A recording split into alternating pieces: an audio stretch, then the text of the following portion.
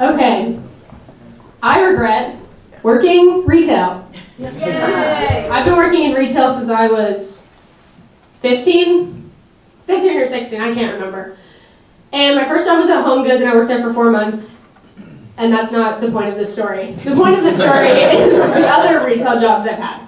So I worked at Christmas tree shops, which is not a Christmas-only store. I just needed you to know that. And I worked there as a cashier. I made very little money. And one night I'm working my silly little retail job, making silly little amounts of money. And we're closing, and these people tried to rob us. Now, most retail stores have a no chase rule, okay? That's important. That means that you cannot stop them from robbing you. That night we decided we had a chase rule. And we tried to stop them, and it went horribly wrong. They busted our doors, like the automatic doors. Those things can turn on their sides, apparently. We learned that. I tried shutting the doors on them because I was like, that'll stop them. So I tried shutting the doors, and they shoved me out of the way, which they probably could have just said, excuse me, because like instinctually I would have been like, oh yeah. Yeah, absolutely. No, sorry to get in your way. But my immediate response after they shoved me was I turned around and I went, excuse you! Immediately to them. Is it on? Okay, it is, never mind. I stayed there for many months after that. And then I left eventually, only to get a retail job where I also was physically attacked. Not once, but twice, I know. So I just quit this job actually yesterday. Round of applause. Thank you. I worked at Walgreens until yesterday. Well, I mean, I still technically work there. But again, one night I was working my silly little job, making silly little amounts of money. I was closing, and I'm just sitting there, minding my business, and this man in the ugliest green jumpsuit I've ever seen in my life comes in, and he wants to do a Western Union transaction. And I was like, okay, here you go, can't help you because of the law. And he was very, very upset at me for following the law, which he would later break.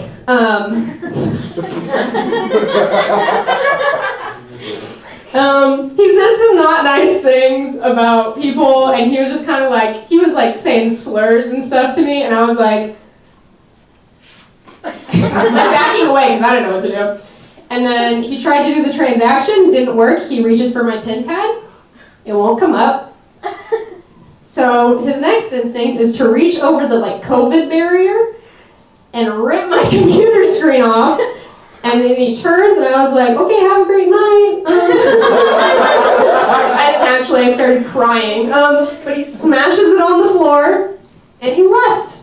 And then he came back in and asked if I stole his things. I hadn't. I was crying. Then he went across the street to the gas station, did the same thing to them, and he was arrested, don't worry. And then I once again stayed at that job for many more months. I quit yesterday, and guess where I'm going? Another retail job. So not only do I regret working retail, I regret continuing to work retail. Thank you.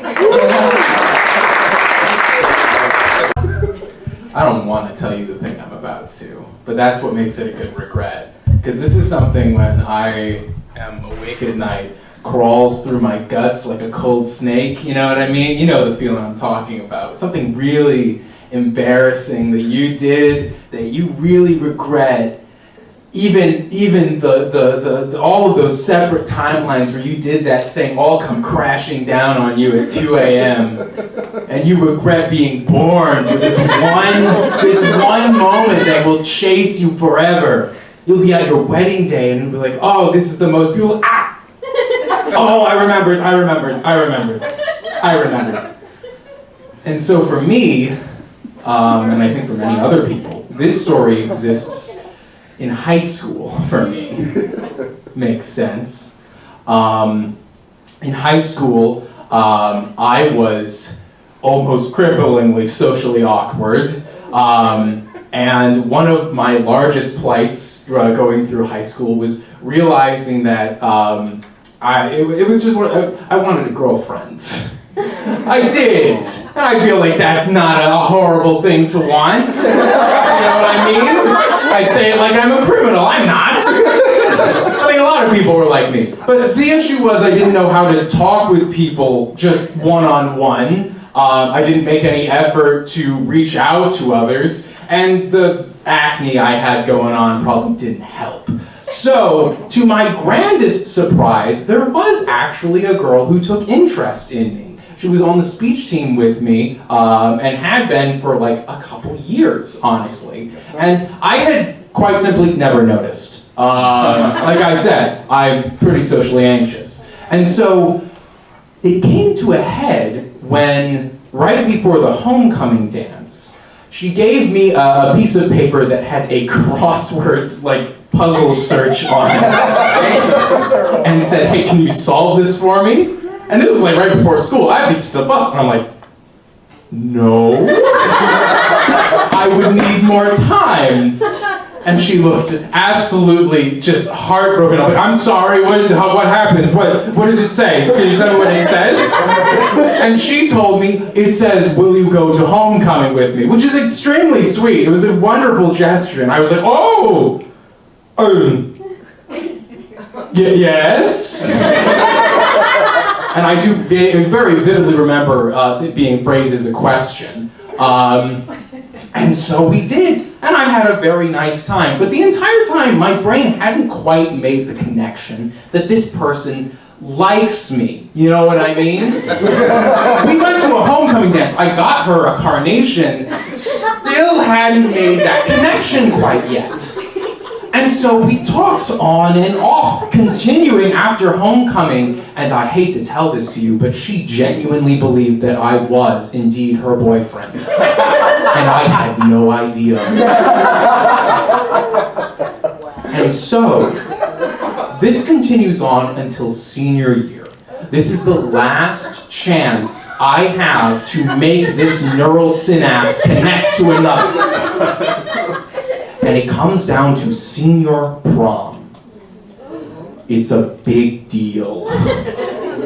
I'm thinking about the prom, but I'm also thinking, I don't know who I'm going to go with. You know, because I'm stupid. She comes and asks me very earnestly if I would like to go. And I said, no. I'm busy that night. Me and my friends are going to Baskin Robbins. If you have a working sense of empathy, you might feel a great amount of shame coming off of me. But it wasn't quite over. Oh, no. The very last thing that happened was she invited me to her home.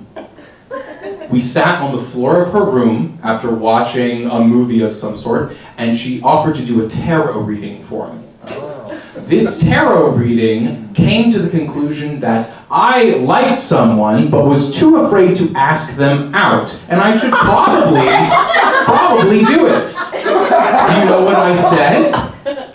Damn, that's crazy.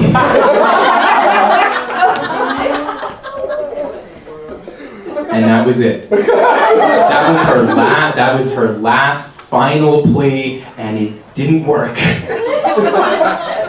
I realized that summer, while I was working my summer job in preparation to come to Marian, and I nearly had an aneurysm from the regret, the shame. I could have just been like, oh, I'm sorry, I only see you as a friend. I could have said anything else other than, no, Baskin Robbins, and damn, that's crazy. To this day, I still think about her and just wonder how she's doing and how that, I hope that she's all right. And that I'm sorry. So that's what I regret, and thank you for listening.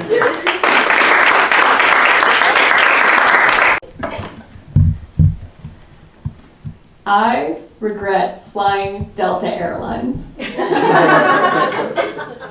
I I hate Delta Airlines with a burning passion, and I'm going to tell you why. Because I was 15 years old when I flew Delta Airlines with a group of 18 other teenagers when we were doing an exchange program with students from Argentina.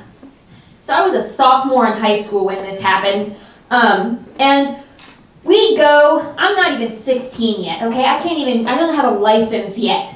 And we go to the airport, and I say, okay, I'm flying for the first time. What's the worst that can happen? Delta Airlines can happen. That's the worst.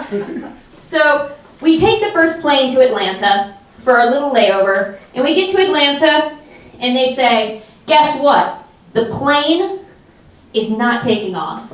And we said, what? That's its job. So we go and we wait a little bit, and they say, cool, don't worry, it's just a few hours wait. We said, perfect. A few hours pass. They say, it's still not taking off. I said, okay. Yeah. It becomes the nighttime. We don't see the sun anymore. The sun's even pieced out at that point. And we at this point, I'm calling my Spanish teacher, and we're like, hey, what do we do? Because they're telling us the flight is now canceled.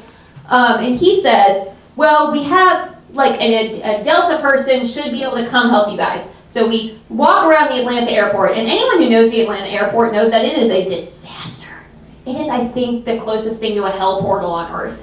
And essentially, what goes on is we find this, after like an hour of walking around, we find this person, and they're like, okay, here's some food vouchers, and we're like, yes, food. Hooray! And then we go, and they say, okay, is any of your party under 18? And I'm over here like this tall. Like, the rest of the people are mostly seniors, so a bunch of them are like, we're 18, and I'm over here like, I'm 15. And they go, you, and I go, huh? They say, you have to go to the kids zone now. I'm sorry, the what? The kids zone? They say, yeah, so they pick me up. No, they don't. They basically pick me up, and they say, off we go! And the rest of the people in my group, there are like 18 of us, right? They're all like, where are you taking her? And so we go, and they put us all in this tiny room, and it's run by like 2 college kids who like clearly don't want to be there, but they're the babysitters at the airport, and they're supposed to be watching me, because I'm a child in their eyes. So I'm there like, okay. And so let me paint you a picture of this kid's zone, right? You walk in, it's a tiny room, there are 2 cots, 2 little kids' cots for like kindergartners. They say, here's your beds. There are 18 of us all walk into this room and look at the 2 cots and go, no, you can't be real. There's 2 little Xboxes, and the Xboxes have a Cars video game on them where you can play as Mater and drive around. So we did that for a little bit and ate and drank out of juice boxes. And then we were all like, okay, time for bed, I guess. So we all decided to lay down on the ground, and we got some blankets, and we're like, okay, good night, Mr. Kids Zone babysitters. And they're like, good night. And so we sit there, we're laying there, and we all are, we're doing what college kids do, where you just lay there and just kind of giggle to yourself. You're like, hee hee, making little jokes, because it's like 1 a.m. And then at 1 a.m, the fire alarm goes off in the kids zone. Because some idiot opened the emergency door. So we have to leave the kids zone. But they're like, you can't leave. And I'm like, there's a fire. There wasn't a fire. But also, this entire time I was vlogging my experience. So you can find a cringy vlog of 15-year-old me being like, hey guys, guess what? The fire alarm just went off. It was terrible. Yeah, we didn't get on the plane the next day either. Yeah, it was another night in the kids zone. And then on the way back, it was another night in the kids zone. We got very familiar with the kids zone, I must say. Just to finish off this story with how much I hate Delta Airlines, they did lose my luggage as well. And when I got it back, my $50 pair of boots were missing, and I hate Delta Airlines. That's my regret, is flying Delta Airlines. So don't do it.